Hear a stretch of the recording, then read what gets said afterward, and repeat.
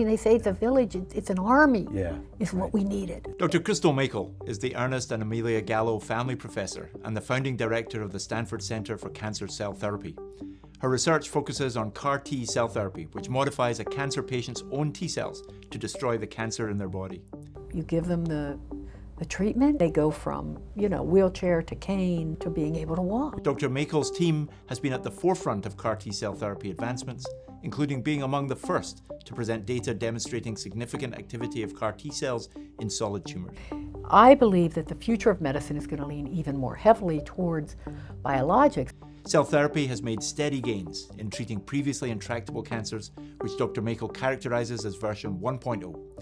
In our conversation, we talk about the current state of cell therapy, exciting research in the pipeline, and the vast array of possibilities for version 2. Welcome to Stanford Department of Medicine's Inside Look at the Future of Medicine. I've been really enjoying meeting our speakers and in particular diving a little bit, not just into their science and medicine and talking to them about the future of medicine, but talking about the past as well. I'm really fascinated by how people get into science and medicine. Did you imagine for a minute that you would be here when you were a little kid? Yeah, boy.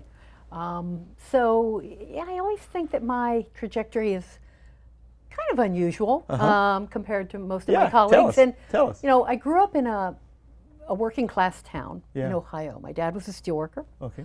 My mother worked in a grocery store. And myself and my brothers were always very academic. We studied hard. Okay, yeah. And I think I was in 6th grade when I decided I wanted to be a doctor.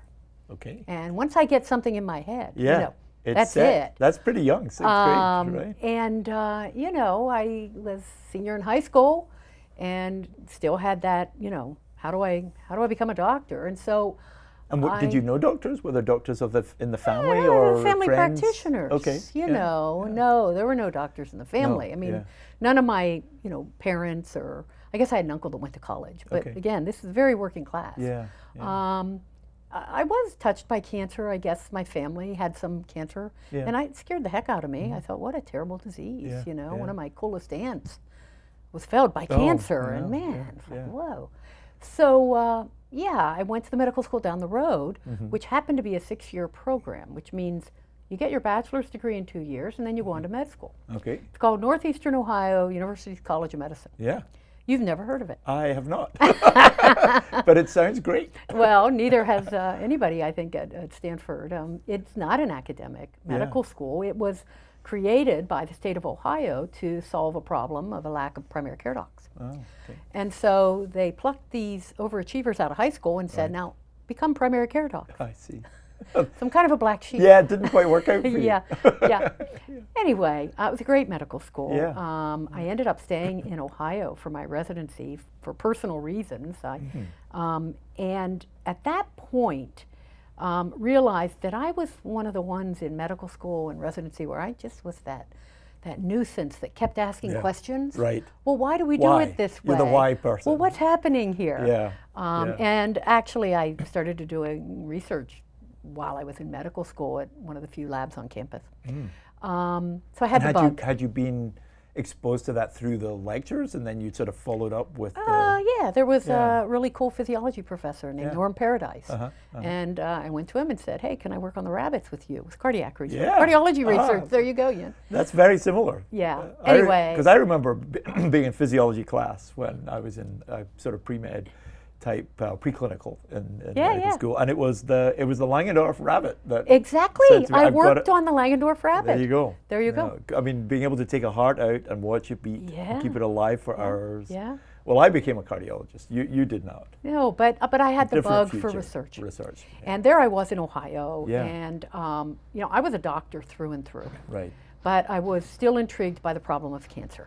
Yeah. It seemed it was the emperor of all maladies, and this is 1980s. Right. I mean, nothing we were doing in cancer was good. No. And I did find the oncologists in the hospital, I thought they were the smartest people. Yeah. They were, again, asking the questions. Right. So I applied to the fellowship at the National Cancer Institute, pediatric oncology. I did medicine peds. I got boarded in both. I didn't know whether I wanted to do adult or pediatric. I ended up doing pediatric. And in fact, Phil Piso, who eventually became dean here, was the chief of the division at that point, the branch. And, you know, I always really give the NCI a lot of credit for accepting me because I wasn't your typical pedigree. Yeah. And I went and said, I want to be an immunotherapist. The reason I went to NIH is because Steve Rosenberg was doing immunotherapy at the time. Right. I read an article in 1984. That's pretty new. That's pretty It was. early It was days pretty for new. In immunotherapy. fact, Yeah. the only places doing immunotherapy in the 80s was NCI Right. and Stanford. Okay. Yeah. Anyway, so really put my time in at the NCI to become a bench scientist. And was that the first time you really were away from your sort of more local environment? Back Oh, then? yeah. Yeah. Yeah. Right. But I had a blast. Big city. Yeah. I had a blast. Yeah. And I had incredible mentoring. Yeah. And the National Cancer Institute, the intramural program of the NIH, was an amazing place to learn how to do science. And also they were able to do translational research. Right. Right. Honestly, at the time, maybe the only place. Yeah. For a lot of reasons. You could do bench science alongside the clinic. Right. They have the largest research hospital in the world. Patients came there to get treated. There's no insurance. You didn't pay anything. Right. You only enroll patients on clinical trials. It's a really unusual situation, and Yeah. many advances have happened, I think, that would not have been possible in our much more fragmented and much more complex other rest Yeah. of the healthcare system. Yeah. Yeah. So anyway, I stayed there for 27 years. Yeah. Ended up going up through the ranks and becoming chief of the pediatric oncology branch. I took Yeah. the job Phil had. Okay. Yeah. And so I was a doctor before I was a researcher. Yeah. And I think that is unusual for physician scientists, especially today. Yeah. Yeah. And so you will see that my science always has a very practical Yeah. bent Yeah. to it. I always feel this desire to try to bring it back down to earth. How can I bring this, Yeah. To the bedside of the patient. if possible? And Yeah. at the same time, I understand the value of science for the sake of science. Yeah. And so you don't always want to collude those. Right. Right. It's important that you understand you just want the truth, Yeah. even if it's not going to help someone. Yeah. But my heart is always in the translation. Yeah. That makes sense. You became well known pretty early on, or for your studies in T cells. I'm thinking particularly about homeostasis and the regulation of T cells. Of course, we'll come to the impact that's had on patients. But before we get to that, tell me a bit about how, of the various elements of immunotherapy, the various elements of the immune system, what was it about the T cell that attracted you? Yeah. Well, if you're interested in cancer, it has always been at the T cell. The T cell has always been the main player in the anti-cancer response. Yeah. In fact, a guy named Lloyd Old, a famous researcher named Lloyd Old, identified for us that cancer patients typically come to us with lots of antibodies to their cancer when they walk through the door. Right. And yet those antibodies don't seem to help. Yeah. Right. In fact, we've been able to learn a lot from those antibodies. But there's very little evidence that natural antibody-based responses are a defense against cancer, whereas T-cell responses are where the action has been, or NK cells. So I've always been more interested in the cellular rather than the humoral. Yeah. You mentioned in your really excellent grand rounds that we just came from some of the history of cell therapy. Yeah. And even though I, at some level, know this, I was surprised at just how early people were doing tumor-infiltrating lymphocyte experiments. Yeah, it's 40 years ago. That's amazing. Yeah. Exactly. And this, in many ways, tells you everything you need to know about how difficult it is to develop this therapeutic class. Yeah. So even though we're 40 years in and we have, glass is half full, right? Yeah. There's all these FDA approvals. Right. Patients are being cured. But I'm going to tell you the glass is also half empty. Yeah. Only 20% of patients in the United States who could benefit from the CAR-19s that can cure lymphoma receive it. Right. And that's because it's so expensive Yeah. and so difficult to deliver. If you go to countries like New Zealand, they really have very little in the way of CAR T cells. Yeah. If you go to even China, where there's a lot of great cell therapy happening, those patients are getting CAR T cells on clinical trials. Those on the national health insurance aren't getting any CAR T cells. Yeah. So this is a monkey on our back. Yeah. Until we make it more affordable. Yeah.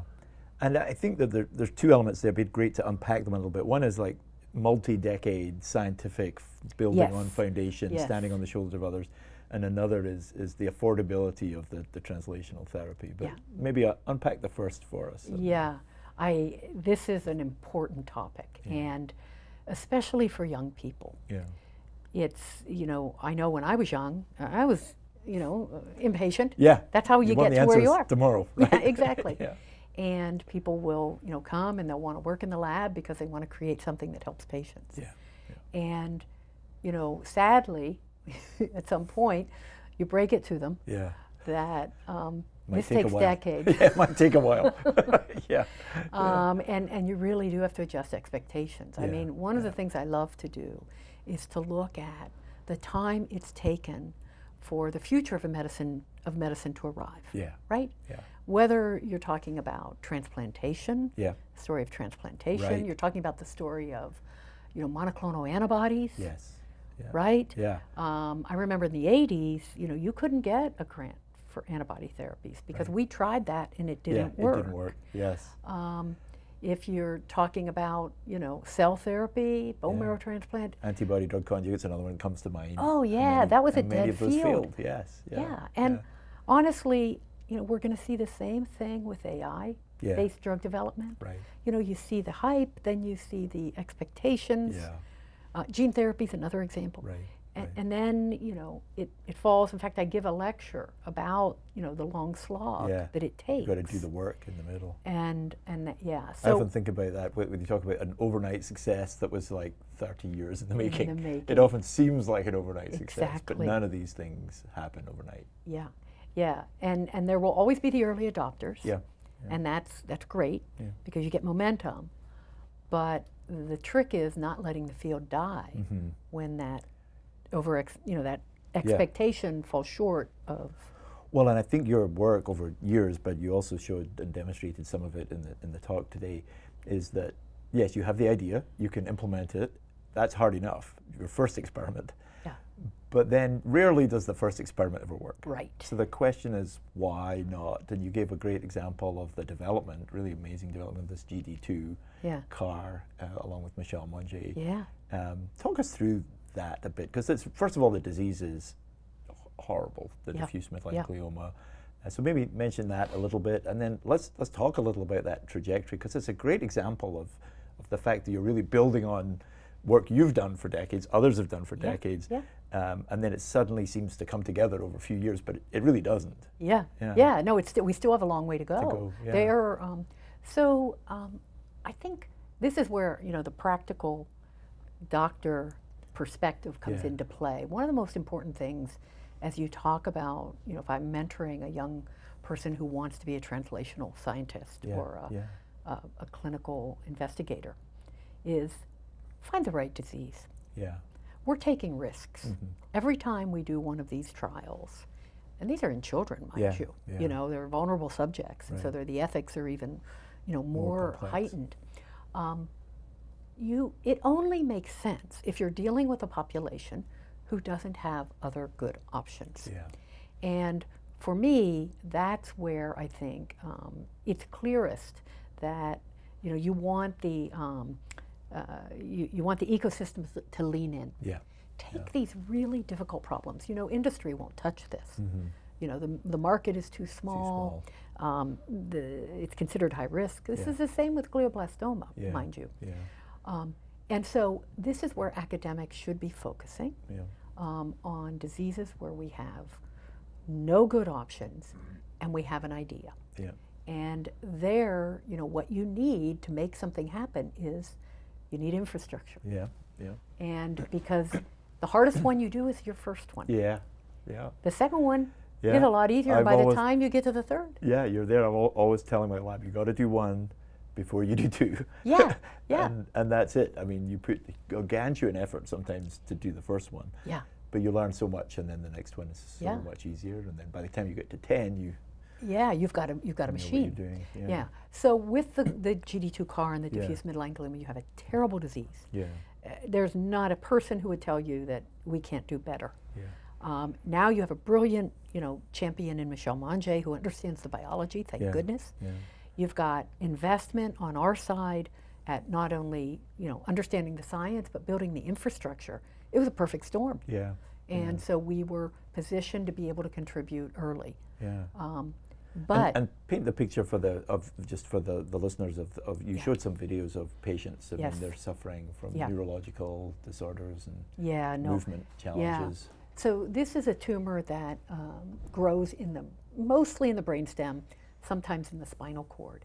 And the brainstem is where, it's not your spot of higher thinking. It's your spot where it determines how you move, whether your eyes can move, whether you have balance, whether you have an appetite, and sometimes things like whether your breathing is intact. So it's a scary place to have cancer. It's a scary place to induce inflammation, which we're doing. And so in order to begin this therapy, we needed absolutely everything to be in place. We needed to have the neurologists, the immunotherapists, the cell manufacturers, the regulatory expertise, but we also needed the intensive care doctors at Lucille Packard.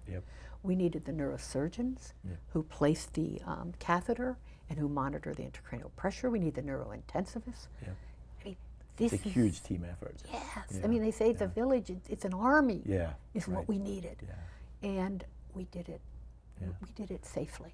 We really did it safely. I mean, it's not to say patients hadn't had any toxicity, but I think that by bringing all of that expertise to bear, multidisciplinary, we were able to deliver a complicated. And so even the target, first of all, sort of came together with a conversation between you and Michelle. You told that story. I mean, this is the way people imagine science works, and it rarely works this way. But Michelle and Chris Mount, her student, make a discovery in the lab. It was a simple experiment. They just took cell lines, early cell lines, and they dumped 250 antibodies on them. They saw what stuck. What sticks, And the top one was this GD2. What is that? Michelle said, GD2? I think Crystal works on that. Knock, knock, knock. She brings me a piece of paper. Can you look at this? On the top of the list, GD2. Do you work on that? Well, yes, actually. It's amazing. It's amazing. And you've been working on it for a little while. Oh, yeah, we started working on it about 2011. This was 2017. But it was one of many things that you were juggling. Well, this was a target that still is really important for neuroblastoma, most common solid tumor of childhood, extracranial solid tumor. And it's also expressed on osteosarcoma. So we were interested in it for those reasons. No one in the world knew it was on this tumor. Because this tumor hadn't been studied. And this is where Michelle's investment in early autopsies has paid off. And she's, we haven't had her on this forum yet, but I've talked to her over many years, and she also, I think, like you, has an interest in diseases that no one else is paying attention to. And these are devastating diseases. These are. And so this is where once you go into this area where there's this huge unmet need, you have something promising, a lot of the problems melt away. The ethical problems melt away, the accrual problems, we have waiting lists. So you built this clinical cell therapy entirely here at Stanford. Absolutely. Absolutely. Manufactured we manufactured the vector. We didn't manufacture it here. We actually contracted that, but the manufacturing of the cells happens on California Avenue at the Stanford lab for cell and gene medicine. And we really, now there are multiple other centers doing it. It's being done in Australia and England and, Texas and a variety of places. But we've treated now over 50 patients, so by far and away have more experience than anybody else in this. And you talked through a few different arms of the study during your talk, but I think many people, and I know this is why you show them these pictures and videos of the patients, just describe out one of those to us. I mean, patients, these are young, either, typically afflicts kids between 4 and 8. And, I remember we had a little girl who had lost all kinds of weight because she couldn't eat, and she couldn't use the right side of her body. And we give her the first dose, and they come back in a few weeks or a month, and She's gained all kinds of weight because now she can eat, and she's riding a scooter using the right side of her body on the scooter. Yeah. We've had several patients who either couldn't walk, or they came in wheelchairs, or maybe they could walk down the hall, but if they had to go to the cafeteria, they needed a wheelchair. And you give them the treatment, and you basically gradually see the feeling come back and the ability to move the legs, and then they go from wheelchair to cane to walker to being able to walk. Yeah. These are literally kids who were wheelchair bound. Yeah. Who have the therapy, and then some weeks to months later are walking. They're walking. It's remarkable for a tumor that had no treatment. Yeah, and honestly, until this time, we didn't know whether there was even the possibility of recovering neurologic function. Yes. Like, we didn't know if the tumor had destroyed the nerves, or rather it was just pressing. So you didn't know if the ceiling or the bar was just to hold the tumor where it was. Exactly. And stop or slow the progression. Yes. But what you're actually seeing is neurological recovery. Yes. And this is the power of youth. Yeah. This is, when you're working in pediatric diseases or young adults, the ability of these patients to withstand toxicity and to recover is phenomenal. Yeah. And it kind of is one of the things that really motivates you, because you feel like, you can look at a patient and say, well, we're not going to be able to help them. It's too far gone. Yeah. No, they will surprise you. Yeah. And then the resilience of kids is just something. Yeah, and when you experience it, to say you get goosebumps, it doesn't even do it justice. Begin to you want to cover cry, Yeah. Yeah, just a remarkable story. And I think the other context that isn't necessarily obvious to everyone is that to date these cell therapies have been very effective in leukemias and lymphomas, what we call liquid tumors. Yes. There really haven't been great examples of solid tumors. Exactly, and then I would say that ours was one of the first. I don't like to get into who's first or not, but there have been a couple. Yeah. And this is one of the 2 or 3. Another one is something called Claudin-6, which or Claudin-18 in gastric cancer. Yeah. So there have been a few. Yeah. But when you see that functional, you go from not being able to walk to walk. Yeah. That just tells you this is a therapeutic class worth pursuing. Yeah. And that overall context, I think, so you talked at the beginning about being early in with immunotherapy, but you also talked about the emperor of all maladies and the history where we really were just cutting out tumors or using chemotherapy, literally trying to ablate dividing cells. Yeah. Just talk a bit about that transformation. Watching what's happened. Yeah. Well, the arc of my career, really. So I went to medical school in the 1980s. Yeah. Started my fellowship 1989. Yeah. And now you are, 2026. So, medical oncology in adults has been transformed. Yeah. Absolutely transformed. At the time, if you couldn't cut it out and you couldn't burn it out, you weren't going to treat it with chemotherapy. Right. In fact, we made patients so sick at the time. Yeah. It was a very, very dark time for medical. There was Hodgkin's disease, which Stanford played a major role in. Yeah. We were able to cure that. Yeah. Early stage breast. Some that say there weren't, but most patients were getting chemotherapy without benefit. Right. Pediatrics was an exception. Chemotherapies always worked better in children, and that's one of the reasons I chose pediatrics over adult oncology. And in the 1980s, we made great strides in pediatrics using chemotherapy. Yep. So now let's fast forward. Yeah. Medical oncology has become largely an outpatient treated specialty. Yeah. Patients take pills, or maybe they come in and get an injection once a month. Yeah. And if you meet them on the street, you won't necessarily know they're a cancer patient. Yeah. Their quality of life is high. Yeah. And some are cured, some aren't cured. Many are. Yeah. But even those who aren't cured have this health span that is notable. Yeah. Pediatrics, on the other hand, we have seen very little progress since the late 80s. Right. The standard treatment for children's cancer remains chemotherapy and radiation therapy. And we haven't seen the targeted therapies come down the pike. Yeah. And it's very sad to me, and I know why it's happening. It's happening because we have a market failure. We've got small markets for children's cancer, Right. large markets for most adult So cancers. that's where the focus ends up being. Yeah, and because therapy is targeted and the biology of those diseases is different, if you develop a drug for an adult cancer, it doesn't trickle down to peds very rarely. Yeah, and some of that's a regulatory issue because that could be overcome. I mean, the biology isn't necessarily different.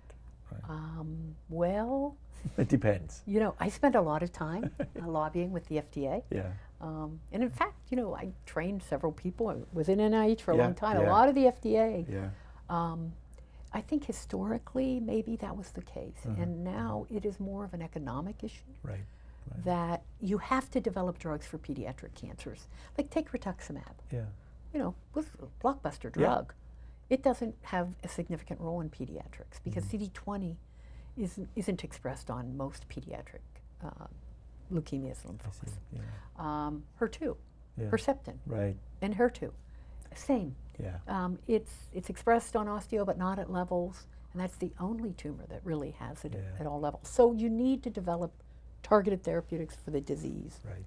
And so I'm starting, you know, one of the things that I've been very much working on, because I can see the future here. We have a treatment for diffuse midline glioma, but we're going to have trouble commercializing it. So we've developed a nonprofit that is focused on trying to create new economic models to develop cell therapies. Yeah, because if it's, I don't know how many you've treated now, 15, 20 patients? Or 50. 50 now, that's amazing. That's great. Yeah. Which is amazing, but how many other in the world is the question, I guess. Yeah. And Well, it sort of depends how you count. yeah. But there are 200 to 400 children with DIPG in the U.S. a year. Yeah. But there's about 1,000 total patients with this disease. Yeah. So it does happen in adults in the U.S. every year. Yep. That's not, you know, that's not enough for a venture capitalist or pharma. Yeah. But I think there could be, if we went about this in a smart way, Yeah. we might be able to create a self-sustaining. Yeah. Are there ways to get these therapies into the range where people could fundraise to get them, or where there are alternative mechanisms where people could donate? Yeah. Well, what we've ended up on, and like we've spent a lot of time, I wrote a paper in Nature Medicine a couple of years ago talking about coming up with new business models. My colleagues and I, here we are scientists. Yeah. Yeah. Writing about Right. economic the economics. models. But So we have to, because otherwise how do your it's not gonna treatments happen. get to the... Exactly. How much does it cost now? Give us a To sense make of that. to manufacture. Yeah. Yeah, I mean, you know, a number you'll see, you know, in academic is 125,000 a product. Yeah. But we give multiple doses in this case, and we can get eight doses out of one product. Yeah. So a lot of the cost is manufacturing, but there's also costs of, you know, the clinical development. It's very expensive. Right. And the commercialization costs are a lot. So we're looking at ways, I think, for pediatrics in smaller markets, maybe you can cut down the cost of development. Yeah. But we're likely going to have a relationship between a for-profit and a non-profit, a B Corp. Right. So. Yeah, it's certainly been struck many times by, obviously the thing that our pharmaceutical companies do very well is develop drugs and then scale them and bring down those manufacturing costs. Yeah. And that's what the capital market does. Yeah. In academia, we don't do that. No, we try we to make don't. discoveries that can Yeah, help the yeah. world move forward. How do you bridge those? Yeah. How do you bridge those? Say that again. How do you bridge, if you're trying to scale, even if it's not to millions of patients suffering from these rare tumors, but if you're just even trying to scale to, let's take this from the 50 patients at Stanford to 5,000, how do you think about that? How do you do that? Yeah. Well, I mean, these days, so what we're thinking about is using a nonprofit to hold the license. And our nonprofit, by the way, is something called Access for Kids. It's a 501c3. And then partnering that with a for-profit. And the for-profit can do the manufacturing just like any other drug company would, but we would do it at reduced rates by avoiding, you know, some of the equity that goes along with founders. There'd be no founder shares. Right. We would be leveraging public funds. CIRM is already funding our trial. The California That's Institute California for Regenerative Institute Medicine. for Regenerative Medicine. Yeah. And really looking for mission-driven investors. And, you know, we think that there could be a path forward whereby we could get this thing over the finish line. Remember, you know, if we have a high signal of efficacy, which we think we do, and we've met with the FDA on this, you know, the size of the trial, this would be a single-arm trial, and the size of the trial would be relatively small. That's a major cost driver. So we think that you could greatly reduce the cost of development for these rare diseases compared to more common diseases. And a lot of that is about partnering to get intellectual property at reduced price. We're negotiating with Stanford on that, and it's been going very well. And working with the FDA to diminish regulatory risk. We've been lobbying the FDA to become a bit more flexible on the manufacturing requirements for small markets for cell therapy. We've had think tanks with them and the Parker Institute and Friends of Cancer Research. And we were really gratified that about a week ago they came out with a new guidance saying that for small batch manufacturing they would entertain more flexibility. So, you know, you need to push a lot of levers. One step at a time. Yeah. That's amazing. Some of the other work you shared recently, I mean, I've always been amazed by your work in how you think about sort of architecting cells. And I think it's really fascinating and fun to just watch you and your lab do that. But you've focused a lot, many have, on T-cell exhaustion, which is just as it says, like the cells work too hard and kind of get exhausted. But you have a couple of elegant ideas for how to overcome that. It's funny, I came to Stanford in 2016, and I really worked very hard, and I found that what I was doing was studying exhaustion. I was living it myself. You were living it, and you were the studying personification of exhaustion. You know, we really dove deep into the biology because, like I said during the grand round, the problem with T cells is they haven't been endowed with Mother Nature's controls. You know, we just create this wham bang blast. You know, they don't sleep and sort of rejuvenate and then get going again the next morning. It's kind of common sense. They get exhausted. And so we really have studied this intensely, the genetics, the transcriptome, the epigenome, the metabolome, and, you know, probably the best antidote that we have found is to just turn the things off. You can overexpress genes. We've overexpressed several genes. That will work. You know, CJUN with one, FOXO is another. But if you can just give the cell a period of rest, which again, Mother Nature's T cell has already built in to its programming, we think that this could endow the cell for the marathon and not the sprint. And so, you know, exactly one of the challenges in the field right now, a lot of them, there are so many ways to enhance the cells. And people aren't doing benchmarking. Because, you know, it's not that exciting, but it's important. And so we're doing a lot of benchmarking these days about what should go to the clinic. But my hunch is that the things that are going to allow the cells to rest are going to win. And you showed some of the mechanisms you're thinking about, which involve changing the actual receptor. Does that cell then rejuvenate the receptor after a period of rest? So again, just like what, you know, we know that when a cell gets activated, one of the things it does is chop a lot of its receptors off and shed them into the environment. But as soon as the activation is diminished, and we're talking about 8 hours, so it generally, it sheds these molecules within about 30 minutes.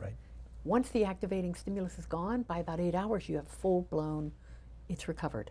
So the beauty of proteases, I think if you look, many people are thinking about controlling genes via transcription. And I understand why. That's you know, major lever. But transcription is a slow on and a slow off. Protease, fast on, fast off. So my lab has sort of leaned into proteases. And this recent platform called AIR is particularly attractive because it's such a small payload. It's a 15 amino acid element that you can integrate into pretty much anything you want. And it's fully human.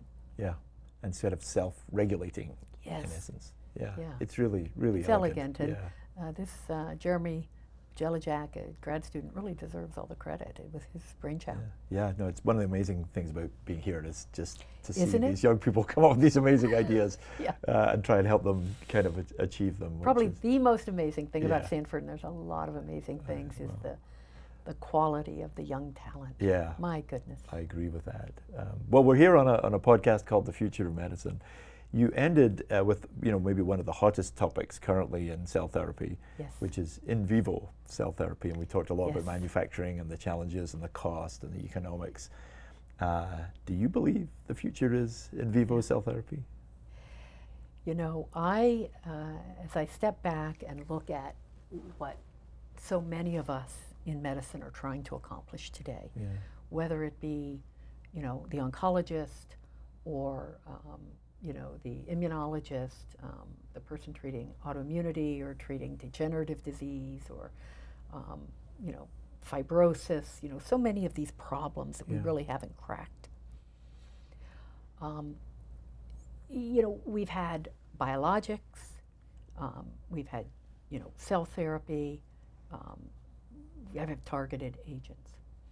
And we now understand that if you can deliver things inside the cell, you can pretty much accomplish everything that these therapeutics are doing. And you may be able to do this without small molecules. And so I believe that the future of medicine is going to lean even more heavily towards biologics, but rather than be cells and proteins, you're going to give the nucleic acid. It's all going to be nucleic acids. So you're going to deliver RNA. Deliver RNA, you're going to deliver DNA. And you're going to deliver it to whatever cell you want to deliver it to. You had a nice phrase there, which is the future may be turning cell therapy into gene therapy. Exactly. And the same is true with antibodies. I mean, why do we need to make the antibody outside the body, grow up a bunch of protein and purify it and inject it every, perhaps we just encode for the antibody and let the body make it. Lipid nanoparticles, and their ability to target a cell of interest and to deliver whatever payload, transiently or more long term. So I do believe that gene therapy, nucleic acids as therapeutics, will continue to grow and be a really exciting area. Do you think we can reach the same levels of efficacy as with the cells that we bring from outside and manufacture outside? Yeah, I mean, I don't think at the beginning. I think we'll probably, have the typical hype phase. Right now, everybody's very excited because there's been some early clinical data. But there's going to be some challenges. One of them might be rejection, like I talked about today. But those are all, if we give the time and the scientific wherewithal and the funding, those are solvable problems. You've been an incredible scientist, physician from the earliest age. Thank you. You've been an incredible leader, not just here at Stanford, but around the world, of walking us into towards this new horizon of curing and managing disease with cell therapy. Thanks so much for joining us. Thank you, Ewan. Thank you for having me. It's been a real pleasure. The preceding program is copyrighted by the Board of Trustees of the Leland Stanford Junior University. Please visit us at med.stanford.edu.